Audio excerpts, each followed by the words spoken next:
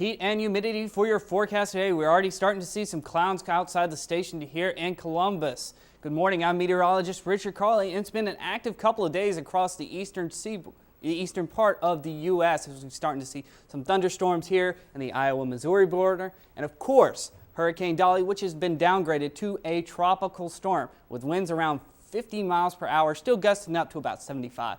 It's not as strong as when it hit, of course, but it's still quite dangerous as it's dumping a lot of rain and still creating some tornado and tropical storm watches across most of southern Texas. So we'll keep a watch on this and keep you updated throughout the day. But for us, clear skies across the radar, just some ground clutter, and we're already starting to see temperatures already move up into the lower 80s, 82 outside the station here in Columbus, 82 in Starkville, pretty much across the board towards Eupora as we move westward on 82.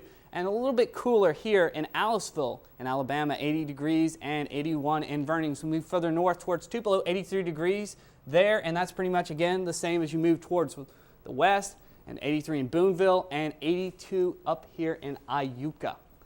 And as we look at dew points, starting to see 75-degree dew points, 74 in Grenada, and this is very, very humid air sitting over us right now, and this is going to make us feel a lot more uncomfortable. Unfortunately, the heat's not going to be as bad as it was earlier this week, so we're not looking towards any type of severe heat index as we did like Monday or Tuesday. Some cooler air up in Memphis, some cooler, drier air, I should say. 66-degree dew points, which is about 10 degrees less than what we have right now, and that's much cooler air, which will make its way towards us later on today. And we start to see the winds coming out of the north, bringing in them that drier air, but not so much for us with that westerly wind, kind of bringing us some more humid air, and that front right there that produced some showers for us last night. And for your futurecasts, we're starting to see some isolated shower chances for today that may pan out, may not. We'll see about that. That's why they call it isolated showers.